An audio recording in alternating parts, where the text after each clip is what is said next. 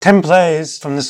Bundesliga to watch out for. As previously documented on this channel, the 2. Bundesliga is one of the best leagues in the world, and it's also one of the best at producing talent, and its recent track record includes Asani Diogo, Ibrahim Maza, Can Uzun, Nathaniel Brown, Finn Jelch, and Stefano Simas, to name a few. But here are some of the next players to look out for in the 2nd division. So here are 10 players, all under the age of 23, to look out for this season.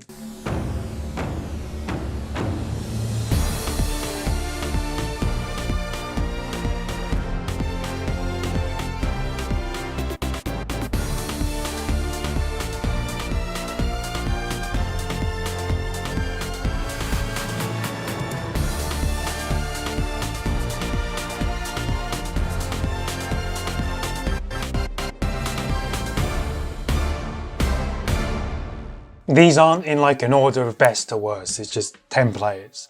The first is Yunus Ebnu Talib. So in the summer, it looked like it was over for Elversberg, following Horst Steffen leaving for Werder Bremen, loanees returning to their parent club like Elias Baum, Mohamed Damar and Fisnik Aslani, and several other key players leaving the club too, like Robin Fellhauer moving to Augsburg and Sahin moving to Kaiserslautern. But the club has shown that there is life after Steffen, as they currently sit 3rd in the 2. Bundesliga under a new head coach, and there's already a new crop of players helping them with this charge. And Ebnu Talib has been one of the reasons for all this. The 22-year-old is joint top goal scorer in the league with 10 goals and has already replaced the output of Fisnik Aslani last season. Ebnu Talib is more of a classic striker, with every shot he has taken in the league so far coming from within inside the 18-yard box.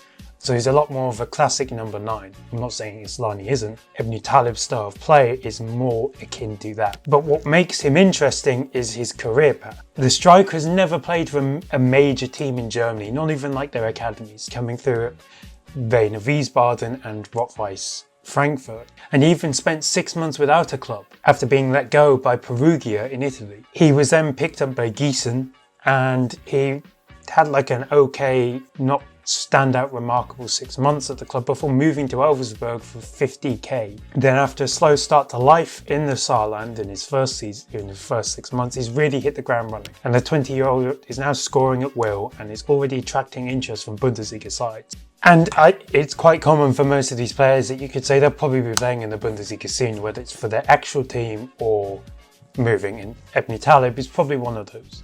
But it also just shows how football development is not linear at all, that he's gone through this interesting career path and now he's on the verge of potentially moving to a big team. Number 2 is Kenneth Eichhorn.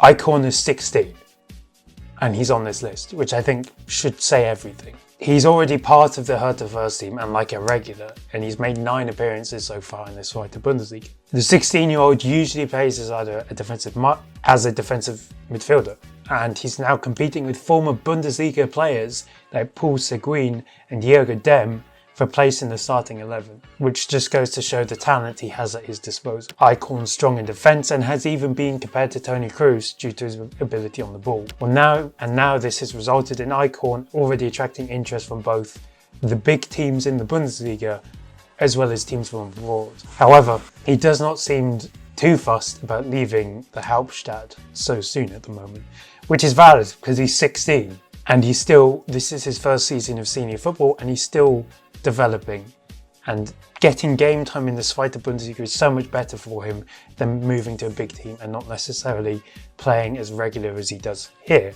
Number 3 is Dennis Seaman. He's our first loanee on the list, and Seaman is on loan at Paderborn from Stuttgart and has impressed in the 2nd division so far. Paderborn are sitting 1st in the 2. Bundesliga, and Seaman has been a regular during their good form in the first quarter of the season and has proven himself to be one of the better goalkeepers in the league. The 19-year-old has kept 5 clean sheets, has a 76.9% save percentage, makes 3.1 saves per 90, has prevented 4 goals due to his actions.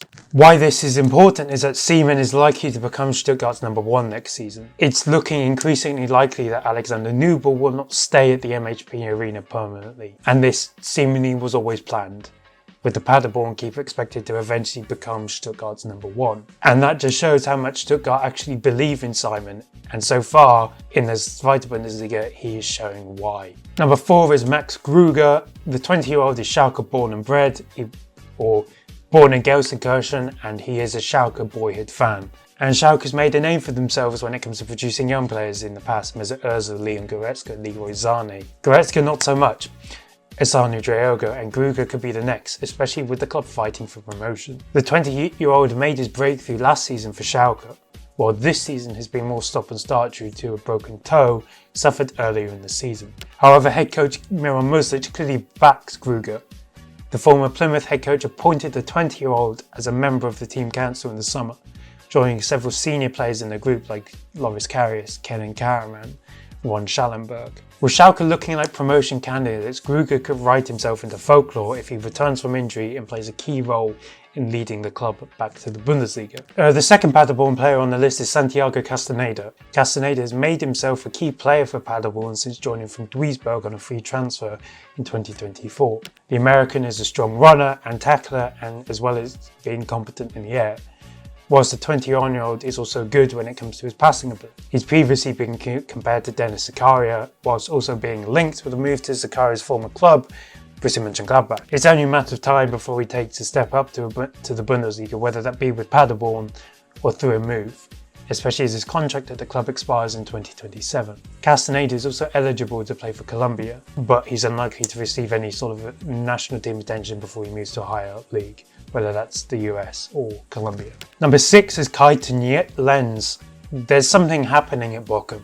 Following the relegation in the summer, they've begun to put more trust in youth. 5 players for the club have played over 1,000 minutes this season, and 2 of them are 21 and below. One is defender Leandro Morgala, who's on loan from Red Bull Salzburg, and the other is Kai Tuniet Lenz. The Bochum-born midfielder has featured 14 times this season, scoring twice in what is his first season as a professional. Despite this being his first season with the senior side, Lenz has shown that he's confident when it comes to carrying the ball and playing long balls. However, he still needs to work on his defensive ability. It does not help him that he's playing for a struggling Bochum side at the moment, and Lenz is already attracting interest from the Bundesliga. Number 7 is Francis Onyeka, another Bochum player, and Onyeka is on loan from Bochum for Bayer Leverkusen alongside fellow Leverkusen player Farid Alpha Ruprecht. Onyeka has had a slow start to life at the Ruhrstadion following an injury in the summer, which hindered his pre-season, but he's slowly found form in recent weeks, scoring 4 in his last 5 games for the club. The 18-year-old is a former winner of the Fritz-Walter Medal for young players, and for a forward, Onyeka is said to be strong on both ends of the ball, also having a good shot on it. Considering how Kasper Heumann has trusted youth players such as Ibrahim Maza this season, if Onyeka continues to play well in this fight to Bundesliga, he could be given a chance in one of the positions behind the striker in Leverkusen's 3-4-2-1. However, the 18-year-old will face a big challenge due to the talent in the position. Number 8 is Louis Ben Farhat. Now this will be a shorter one as the 19-year-old is still recovering from a fracture in his foot suffered earlier in the season. Ben Farhat has become a regular for Karlsruhe earlier in the campaign and started well in his first game this season, scoring and assisting.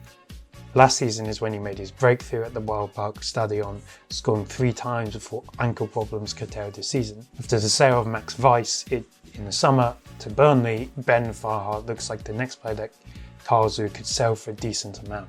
Now the final 2 are Bayern loanees, and both will probably not play for the club.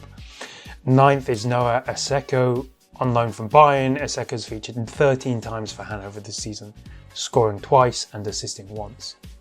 While the pathway to the Bayern first team in midfield is particularly crowded, the 20-year-old has shown under Christian Tietz that he is a competent carrier of the ball, a strong tackler, and has shown his attacking prowess as well, as Hanover look to gain promotion back to the Bundesliga. The Berlin-born midfielder has shown that he's capable of playing at a high level, and could very well be the next Bayern Academy player who got away, similar to Angelo Stiller. Finally, number 10 is Morris Krattemacher. Great name, by the way. Another Bayern loanee, Krattemacher has never featured for the Bayern first team, joining from Unterhaching before being sent on loan to Ulm, where he impressed in a side who were eventually relegated. Now at Hertha, he's finally looking to continue his form from last season this year at a better team, but he's had a bit of a slow start. The 20-year-old has only scored once, which was a late win against Fortuna Düsseldorf, but he has shown flashes of a skill set, showing his strong ability when it comes to dribbling and going backwards as well, but he still needs to prove on his chance creating ability. Considering who's in front of Kratenmatic